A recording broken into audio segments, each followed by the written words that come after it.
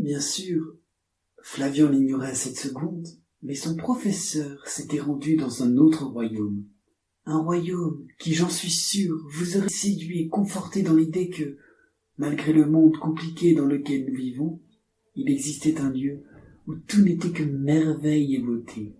Je vous entends dire « impossible » et je le conçois si vous n'avez jamais vu la belle Landasia, la cité des nuages. Certes, dans des univers différents, il existait d'autres contrées, mais dans celui-ci, aucune n'était comparable à Landasia.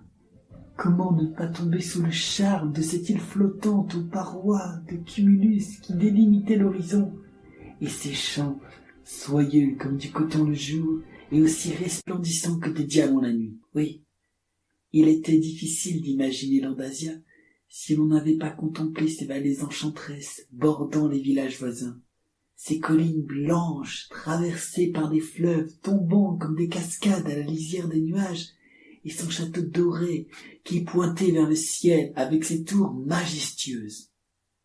Je ne pourrais vous en détailler tous les ornements dont elle était encore plus resplendissante que la mer au soleil couchant ou une aurore boréale perçant sur la glace. Mais aussi pure et belle qu'elle fût, Landasia contenait une puissance redoutable qui, une fois déclenchée, pouvait bouleverser l'ordre des choses. Aussi devait-on assurer sa protection pour la préserver des puissances démoniaques. Ce qui tomba à propos lorsque Perlina atterrit aux portes de la ville, au moment où se déroulait une cérémonie sacrée, l'adoubement des chevaliers de Célestia, les gardiens de Landasia. Enfin, avant cela, notre brave magicien dut se remettre de son atterrissage sur le postérieur. À un certain âge, vous en conviendrez, on n'est plus aussi habile qu'autrefois. Il remit son chapeau, rajusta ses lunettes, massa son lumbago et, évitant non sans mal de plusieurs esquives, la ruée de la population vers le château pour assister à la cérémonie. Après avoir bien cru que son cœur allait s'arrêter, le petit homme essuya les gouttes de transpiration perlant sur ses joues rouges. « Tonnerre de fichte !» maugréa-t-il. « Il s'en est fallu de rien !» C'est vrai, hein, pas facile d'être nabo en ces cas-là, la barbe. Et vous vous étonnez qu'il soit ronchon après ça? Perlina ne perdait pourtant pas de vue sa mission. Il se remit en route. Pendant ce temps, tout le peuple était rassemblé dans la grande salle d'audience du château. 7 mages austères arrivèrent par le vestibule et ils prirent place sur leur trône de cristal. Le plus sage d'entre eux resta debout face à la foule. Il attendit que le silence s'installe pour prendre la parole. « Mes chers citoyens, soyez tous les bienvenus en ce grand jour de fête. Après de longues années, nos chevaliers dignes protecteurs de notre cité sont enfin aptes à obtenir le titre de défenseurs célestiens. Ils sauront vous préserver des forces obscures qui rôdent dans les royaumes et se battront pour le triomphe de la lumière. Citoyens, acclamez comme il se doit vos défenseurs. » Une porte à 2 battants s'ouvrit, puis 6 jeunes hommes traversèrent l'allée centrale sous le regard émerveillé de la foule, sans doute conquise par leur armure reluisante qui reflétait les rayons du soleil, ou leurs bras nus robustes suggérant une poitrine saillante sous le métal, ou bien encore par ces ceinturons de diamants accrochés à la taille. D'ailleurs, leurs mollets fermes au-dessus des pantalons éveillaient chez les demoiselles quelques émois. Ils étaient là, fiers et vaillants, les défenseurs de Célestia. La cérémonie se déroula comme prévu, à un détail près. Quand le grand Astaroth, le mage qui présidait, s'apprêtait à ennoblir les 6 jeunes éphèbes, il fut interrompu par un petit homme, une main plaquée sur son chapeau et l'autre effectuant de grands gestes pour se faire remarquer. Ce petit homme traversa la salle devant les villageois. Il se faufila entre leurs jambes, jouant même des coudes en prenant garde de ne pas se prendre les pieds dans son manteau, si fois trop grand pour lui d'ailleurs. Pour vous donner un aperçu, c'était comme si le manteau avançait de lui-même et qu'une longue barbe blanche en émergeait de temps à autre. Arrivé au bout, les joues rouges et la langue bien pendante, Perlina s'écria « Stop !» Un long silence s'installa. Tous les regards se retournèrent vers lui. Après réflexion, se dit Perlina, il aurait mieux valu être un peu plus discret. Eh bien, Perlina, demanda le mage Astaroth qui le rejoignit, que signifie cette agitation? Mon frère, s'excusa le petit homme. « Je suis navré d'interrompre votre cérémonie, mais je n'avais pas le choix. Révilia est en danger. » Astaroth écarquilla ses yeux d'argent, pressentant que quelque chose de grave allait se produire. Cependant, il ne manifesta aucune réaction alarmante. Il se tourna vers l'assistance et d'une voix solennelle déclara « La cérémonie est suspendue. Des serviteurs et domestiques sont à votre disposition. Veuillez passer dans les jardins le temps que je règle une affaire. Je vous en remercie. » Il se retira avec son cadet, lequel s'empressa de poursuivre. « Je suis vraiment navré d'avoir interrompu la cérémonie, crois-le bien, mais il est arrivé un malheur. » « Père Lina, calme-toi, confie-moi ce qui trouble ta conscience. »« Astaroth, c'est terrible, Sarastine est de retour, il vient de provoquer Flavion en duel. Le royaume tout entier risque un soulèvement. Si Sarastine remporte le duel, les forces du mal vont s'abattre, et ce serait... » « Tu dis que Sarastine est revenu? Comment cela est-il arrivé? Tu disais l'avoir vaincu. M'aurais-tu caché quelque chose? » Comment dire, Père Lina? J'ai utilisé le sortilège interdit. Te rends-tu compte de l'énormité de ton attitude? Sais-tu ce qu'il t'en coûtera? C'était le seul moyen de protéger Révilia. Tu aurais dû venir me consulter, soupira Astaroth affecté par la terrible nouvelle. Oui, il était écrit que le sortilège interdit servira à quiconque y recourait, mais ce recours avait un prix. Père Lina, reprit Astaroth, qu'as-tu fait? Tes condisciples m'ont envoyé à Révilia pour accomplir mon devoir. Je ne voulais pas faillir, et toi, tu avais fort à faire avec. Il s'arrêta net lorsque son frère lui lança un regard rempli d'incompréhension. Astaroth, c'était le seul moyen, crois-moi, je ne voulais pas. Ce qui est fait et ne peut être changé. Maintenant, nous devons contrer Sarastine. Si les forces démoniaques s'élèvent, il y a tout à craindre pour l'Andasia et les autres terres. Tu dis que Flavion va combattre Sarastine. Oui. Quand? Aujourd'hui même. Aujourd'hui, est-il fin prêt? Là n'est pas le problème. Il est possible qu'il ne soit pas l'élu. Celui de la prophétie? Explique-toi, je t'écoute, parle enfin. Astaroth croisa les bras, fronça les sourcils et tenta de dissimuler une inquiétude grandissante. Eh bien, la prophétie d'Akantar. Les autres mages m'ont envoyé à Révilia sous tes ordres pour qu'elle s'accomplisse. Oui, où veux-tu en venir? De sombres heures s'annoncent, les royaumes courent un grave danger. Vous le pressentiez depuis longtemps et avez formé les guerriers célestiens dans cet unique but contre cette menace. Père Lina, tu t'égares. Ton devoir ne consiste pas à te préoccuper des autres terres, mais à veiller au bien-être de Révilia. Revenons-en à Flavion, dis-moi tout. Ce n'est pas lui. En es-tu bien sûr? Il se pourrait qu'il y ait quelqu'un d'autre. Quelqu'un qui incarne réellement cette lueur d'espoir, la lueur qui repoussera le mal. Flavion est très attachant. Malgré son arrogance et ses manières provocantes, ce garçon a le cœur bon. Il se soucie du bien-être de son peuple, il marche sur les traces de son père, c'est certain. Mais ce n'est pas l'élu. Pourquoi n'en rendre compte que maintenant? Justifie-toi. Sarastine ne le craint pas. Il s'amuse, le manipule. Je le soupçonne même de savoir quelque chose que nous ignorons. Il n'y a qu'un seul moyen de le découvrir. Suis-moi. Ignorant qu'ils étaient suivis, les deux frères se rendirent dans une salle circulaire aux murs couverts de miroirs. Il ne fallut pas moins d'une seconde pour qu'un éclat aveuglant envahisse toute la salle et répande une poudre argentée autour des deux hommes, jusqu'à révéler la forme d'une splendide jeune femme. Astaroth s'avança. Il s'inclina respectueusement alors que la jeune femme lui demandait « Bonjour à toi, puissant Astaroth. Qu'attends-tu de moi ?» Je souhaiterais poser une question. Une réponse légitime te sera donnée. Si en rime, ta question est posée. Qui est le garçon, le sauveur de la prophétie que nous tous attendons?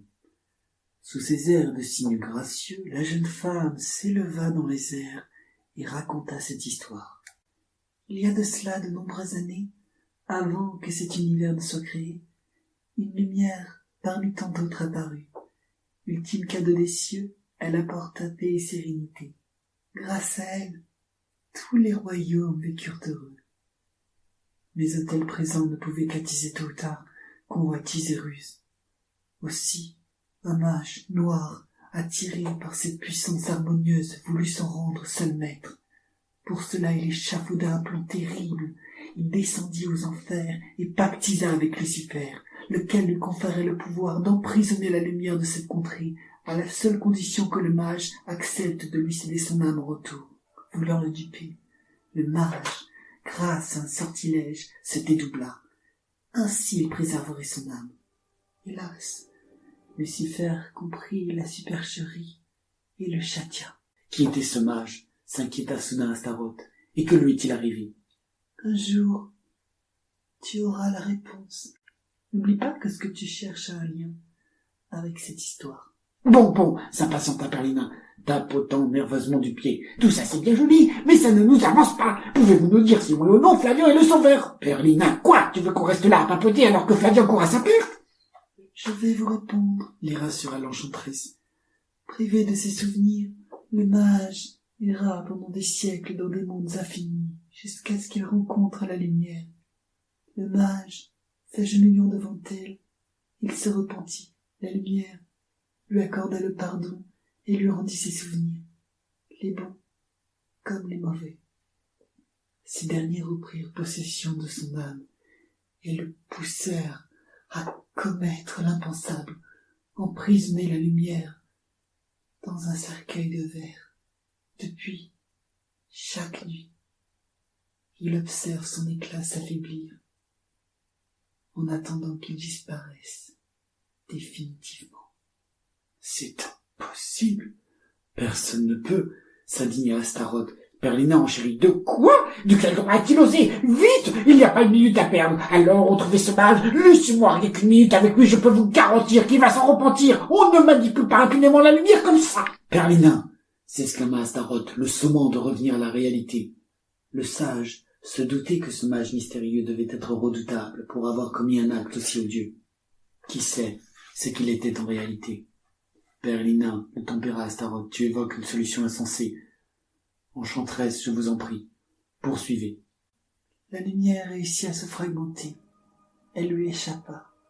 Les fragments se réfugièrent dans des âmes pures à travers les contrées, bien que la source soit toujours prisonnière dans les cercueils. Le sauveur que vous recherchez est l'une de ces âmes pures.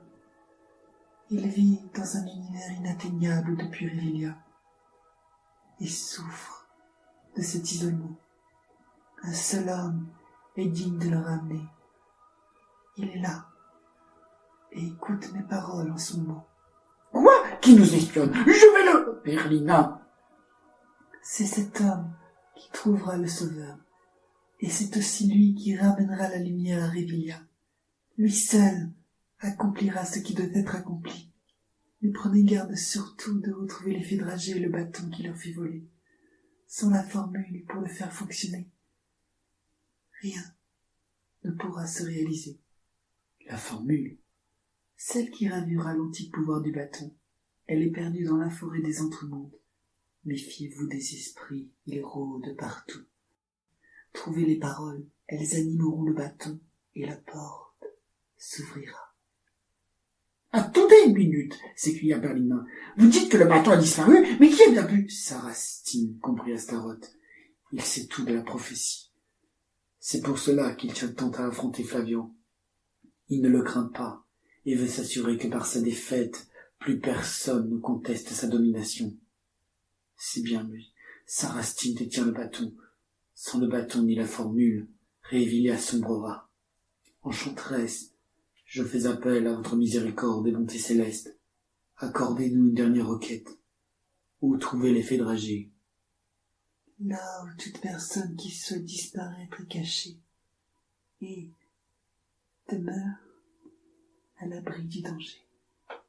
Le marais de la forêt interdite, conclut Astaroth.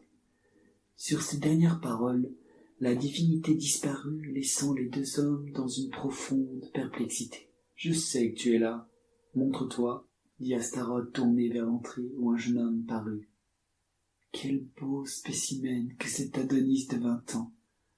Vous en conviendrez, mesdames, avec une chevelure brune, mi-longue, sauvage, des yeux noirs, ravageurs, des lèvres séductrices, et cette petite barbichette irrésistible.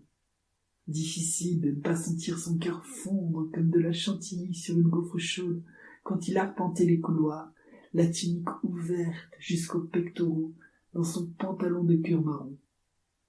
Que ce soit par sa voix sensuelle qui s'accordait avec l'image d'un corps grand et torride, ou sa peau mate épousant une musculature bien dessinée, ses yeux grecs ne laissaient pas indifférentes les jeunes filles croisant son chemin.